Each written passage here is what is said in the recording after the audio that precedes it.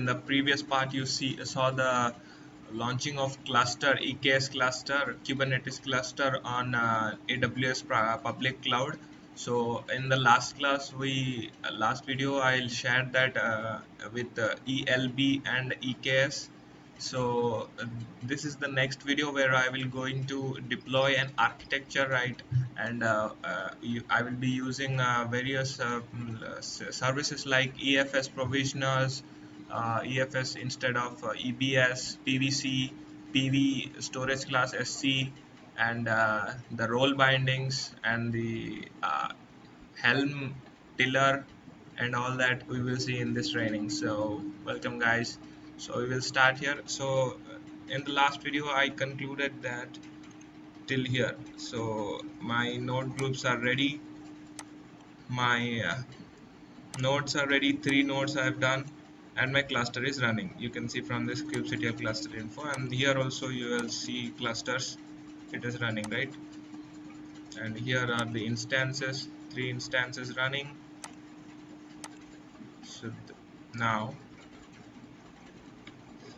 So now what is EFS, right? It means elastic file system. So I will say you now everything that we did was actually by default they were doing with EBS, that is elastic block storage. Now what I will do is elastic file system. What is the need of elastic file system, right? So file system means here what you will do as actually it will overcome the drawbacks of block storage and the object storage. Like, so our block storage is EBS. So what is the disadvantages of block storage, right? You can not include the block storage with more than one instances. That is the main disadvantage. And now let's come to object storage like our S3. Now what if you upload a 1 terabyte 1 TB of file into the S3 and you need some codes to be changed another time, so that will be not done in S3, right? In S3 either you upload it or delete it, that's the thing. So now what EFS will do if you rush is they will do configure from our NFS server. NFS server actually EFS works behind from NFS server, that is network file system, and uses a NAS storage system, that is network as storage, like cloud storage, right? Like Google Drive. So EFS, what it will do is it will not just copy, but it will link the things, right? You have heard about the thing, right? A mounting part. That mounting is just like linking. So whenever you will require to edit the files, you can go inside that and edit the files as a, if you have a big code, like I said earlier, as 1 TB of code, so you can go inside and do that changes. And it also overcomes the means all the EBS disadvantages and S3 disadvantages. So what we will now is learn little bit of PVC, right? What is PVC? Persistent volume claim. So what is PVC is, earlier when you were launching instances, you might have seen that ABS volume, and if you terminate your instance, your all data goes off that with the volume, right? So what PVC will do is PVC will create a space, right? They will create a space which will be they taking from a PV, that is physical volume, that is from your laptop, right? Laptop or desktop, whatever you use. So they will use that space and mount all the things or copy all the things from the EBS volume and keep it to them, right? I'm talking in regarding with AWS cloud. So PVC is a Kubernetes concept. So that the thing they will do. So we will anytime if we can terminate the instances, so again if you want to launch the instance with that PVC you have stored, you can again launch it the instance one more time, right? So this was the concept of PVC. So now we will see EFS, right? So for doing EFS, we need to tell the instances that actually they don't have initially the EFS utils. So you have to personally go to the nodes. Right? These is our nodes. So nodes, and go them and install Amazon EFS utils so that they will connect to the EFS server, and then we can do the thing. So let's go to each of them and connect. First one I have already down connected, so the second one I will go. So connect EC2.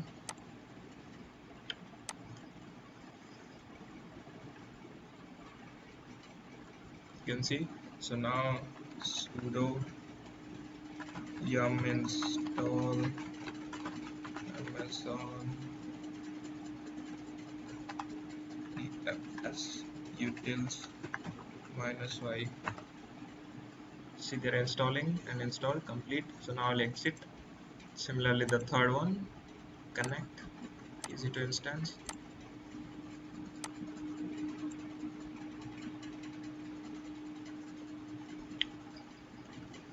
It's very interesting practical we will gonna do. So it is sudo yum install. I'm using here sudo because it will be activated as a root account.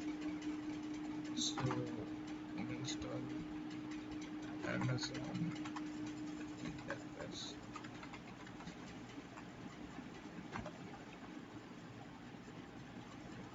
Okay, it's done. Here it's done. I think this one we should go. That was the previous one I downloaded. I think here it will be not there. So sudo yum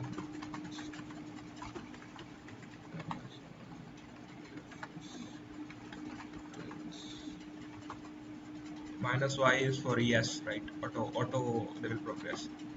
Yeah, they've installed already, right? So now to connect through EFS, we require EFS provisioner. Now why you require EFS provisioner? So that EFS will tell EKS that no, don't take the means connection from EBS, rather than take connection from my EFS, that is elastic file system. So I have done here some codes here. So this was the code YAML file. So here we will create a EFS provisioner. So here you can see name EFS provisioner, replicas one, and image is this one. This is the fixed image, you can see from anywhere documents. So this is the kind deployment means anytime your pod terminates, they will auto launch it. So now file system, so this ID you will get when you create a file system here, right? When you go to EFS, you see here I created actually already EFS. So here you will see create file system, and you have to go only yes options. So there they will give you a ID. This ID you have to copy it and paste it here. So the file system ID, so that they will while connecting they will use this file system. Okay, and this is AWS region, this is AP Southern, and according to you can set this is provisioner name. You have to set like this only, means this one you can set yourself. Now volume mounts is PV volume. So this one is the persistent volume claim I was talking about. So now in AFS we have to create some storage, like 10 GB around anything you want. So this was PV volume, and this server was, this is id.efs.apsouthamazon.com. This one's the code. I will share it to you. So now EFS provisioner we created to create elastic file system. So now the concept of role binding comes in. So as I said, means for connection of EFS is not as default like EBS. For EC2 they defaultly take as EBS. So now what role binding takes us? So you can see here NFS. I told you EFS works behind from NFS server. So EFS is a managed provides service for NFS server in AWS cloud. So you have to provide the namespace. I created this namespace, and this one is API group RB. Role binding's main intention is to connect the EC2 instances from without going to EBS. So there will serve the role binding. So if there are more than one instances, they will connect through this role binding system.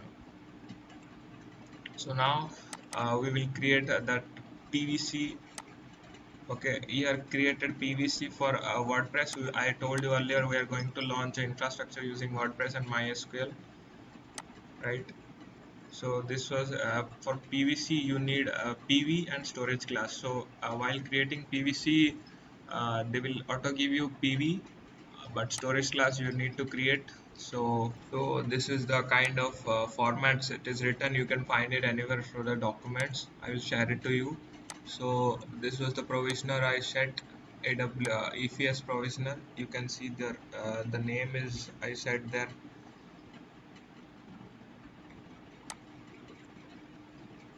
Yeah, cross provision.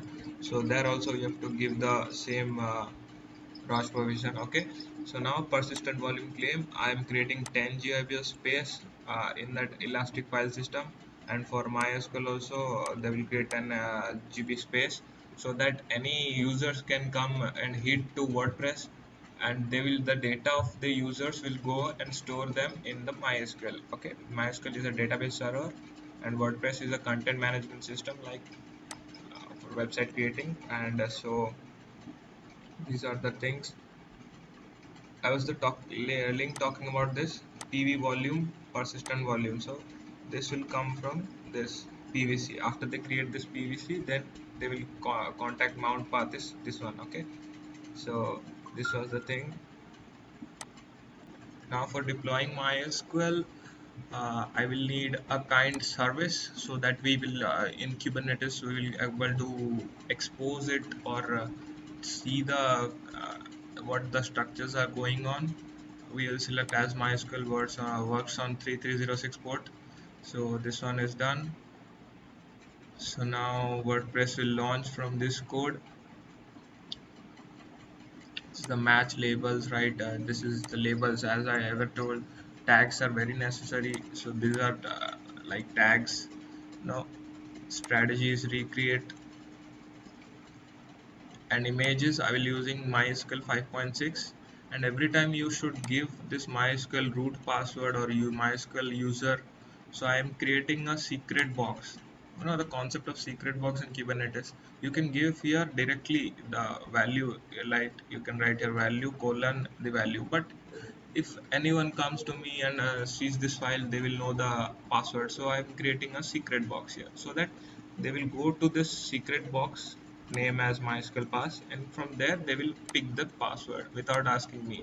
So I've created here a secret box. See, the kind is secret, the name MySQL pass as I wrote there, and the password. This was the key, and this is the password. They will auto from here. They will take. So from here they will take, and container port address 3306, volume mount. Now the WordPress will automatically store the user's data in where live MySQL, as you have right in HTTPD service. You have everything that will show that in the slash var www slash html folder. Every in server has their own files, so that for MySQL you are having where live MySQL, and here we'll write the persistent volume claim name EFS MySQL that we created here. Create storage, right? EFS MySQL. This was the storage persistent volume claim. Now this will deploy our MySQL. Now we'll see for WordPress, right? It is the same thing, right? WordPress, as we will see in front end, so we'll need HTTP port. So it is 80. So the same strategy, but here image is 4.8 Apache. I told you that you have to give name, DB password, right? They will again take this from MySQL pass that I created here, and here the I told you HTTP service will show all the things that is written in this folder, or this location, that is where www.html. So this was the persistent claim EFS WordPress that I created. You can see here, create storage, EFS WordPress is there. Okay, so now what you will do, customization. So instead of going and creating kubectl, create EFS provisioner, create a airbag, create storage, create we will have to create this much by writing manually. So if we write one file customization, this file is name should be same exactly what I wrote here. So this file, where you have see all the files that you wrote, if we run this file, they will automatically run these all files for us. So it will be easier for us, right, to deploy in infrastructure. So now I'm gonna start this. You can see my core DNS and cluster is already in launch. So for command is for running the customization file is this one, kubectl create -k is for customization, and dot is to search in my folder. This is the present folder WordPress on EFS. Search for this file and they will do it. So you can see here they auto created all the service that I wrote there. First the cluster role binding, storage class created, service created, WordPress created, deployment, EFS provisioner created, right? Persistent volume claim created. Now if we write kubectl get services will show all the things that having in Kubernetes.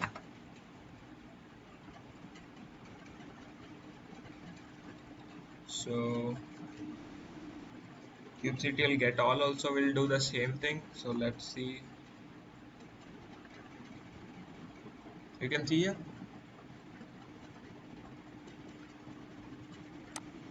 they created an EFS provisioner container creating. Actually, for that EFS, they need a EC2 instance. In behindly, they will launch an EC2 instance. I think you might not see here. Yeah, you might not see it, but it runs on behind. So they will launch an EC2 instance here. And now my WordPress created. It's pending showing because they are internally downloading the images. Now WordPress MySQL also will create. They are downloading the MySQL image from that. With that, and now deployments created for all these replica set. As you know, deployment works on replica set, so they created replica set here. So in some time this will be confirmed as running. So they are downloading the image. So by the time they are creating this downloading the image, I will tell you what is Helm is. So right, Helm is like you can see if you have used Red Hat 8. So there the package manager you would have seen RPM, that is Red Hat Package Manager. So like that every software has its own package manager loading set. So for the Helm is the official package manager of Kubernetes, right? Kubernetes. So from there everything you can download and launch, right? Like Jenkins, your Prometheus, your Grafana, your ELK stack, or everything they have there are as you have in .rpm files in Red Hat. So here they will give you in Helm extension. So for Helm you required also a tiller, right? You may see that Helm work front-endly as a client, but it insidely uses Tiller software as its backend software or its backend server. So for Helm, you need to install Helm also. You have to install Tiller also. So here I will show you Tiller. I am installed here.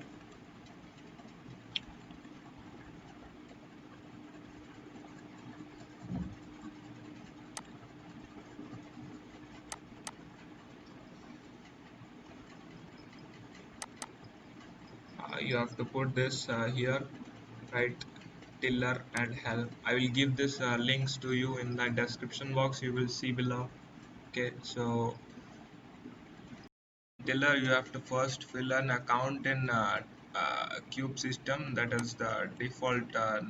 You have to go there. I'm copying something commands. So it is like kubectl minus n is for namespace, cube system is the namespace, create service account. We have to first create a service account for that. So enter. Yeah, they have created our service account. Now we have to just go here, kubectl create role binding tiller.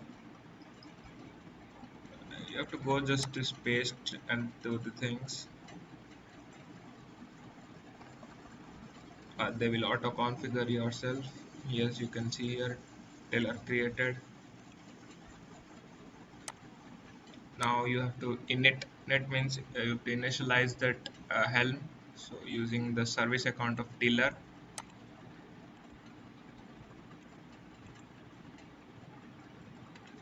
Sorry.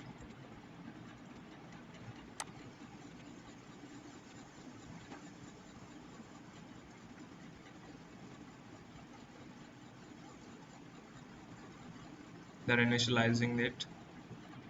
You can see they are adding the stable repos, right, from Kubernetes charts, Google APIs.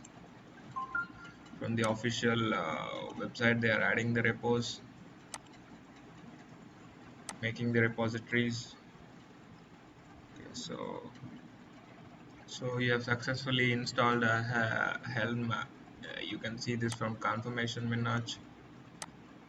It's been configured at this one dot helm. So now we will do this final step.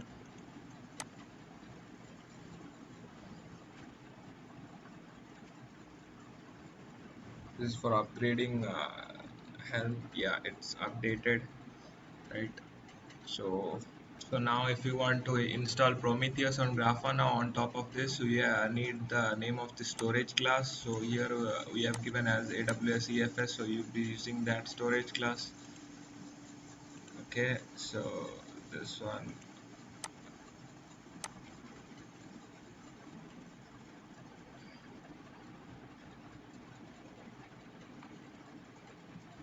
you have to change it to AWS EFS, my storage class. Here also, and go enter. So the next step is kubectl get service minus n namespace. They will create a namespace for you, Prometheus, like after you install through Helm. So if you go there, service minus n is namespace, and you can see dosing my Prometheus server. So here we have to write kubectl minus n port forward. We have to port forward the Prometheus server so that they will able to do it. I'm port forwarding to 80. They are forwarding right now. These all, and now they all became running. So this was from kubectl get all.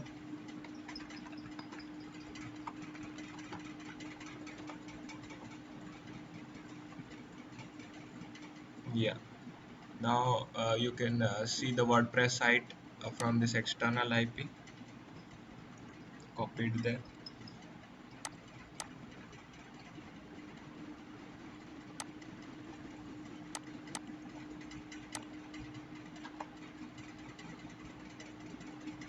Yeah, they are loading. You can see that WordPress site. This is the official website of WordPress. So this was the thing. Continue. Here you will give your site title, anything.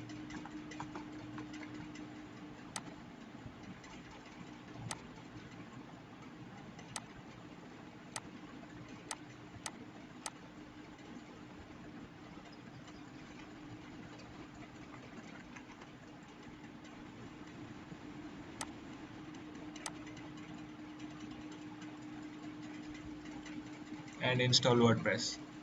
So they will install your WordPress and you will be able to launch it, and behind the scene they will be using MySQL server. So now we will log in.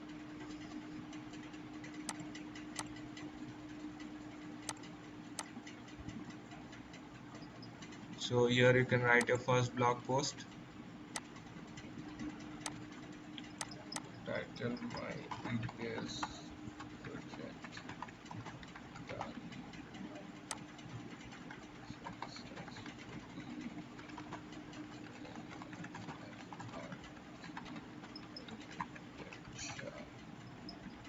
And now you publish this, so it is published. You can see from this link. Yeah, see, this is the content delivery site that we developed. Okay, so now internally they will be using MySQL to store this. You can see here security groups are attached. The file systems ID should be same as in the codes we have written. I will give these codes to you. So from Helm we were left till here while we were forwarding. So it is done, I think. So you see forwarding from this IP to 9090 is the Prometheus port number. So you can go through this IP and you will find the Prometheus dashboard. I will going to I'm gonna paste it, and you can see here Prometheus time series database. So this is the Prometheus dashboard. Okay, so you can execute your metrics here and do anything you want. Okay, so this is the dashboard. If you go to status and hit the targets, they will show you the targets they are having presently right now. Okay, so this was the target, the API servers and all that. So this was the Prometheus server. Okay, so now we are going to set the Grafana server, same as like that of the Prometheus server. Okay, so now we'll open another, and if we paste this line, helm install stable Grafana minus, we are making a namespace as Grafana. This is the storage class name GP2, and this type is load balancer, so they will install here. So now if you it will be looking like this after they install the Helm package. And if you will see get pods minus n Grafana, as we've named mentioned the namespace as Grafana, they will show you one pod is running on top of Grafana, so that they are launching it.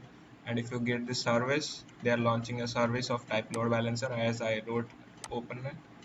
And from here you can get the Grafana official portal. So I've copied this and I will paste now here.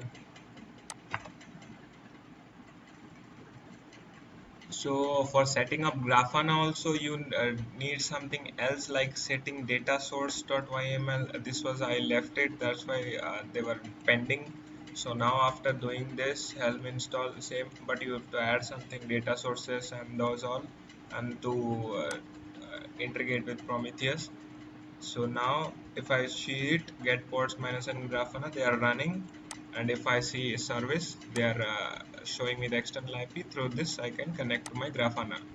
So here if we copy and go, this was the Prometheus server, and now if we go to this one, you see loading Grafana.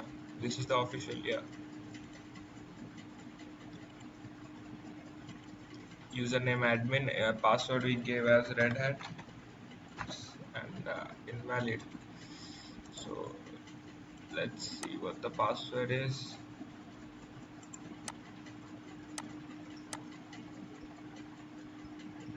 It's Grafana admin, right?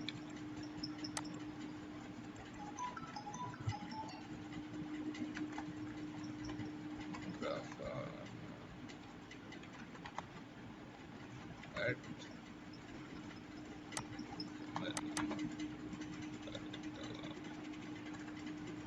So as you can see, Grafana has been loaded. Now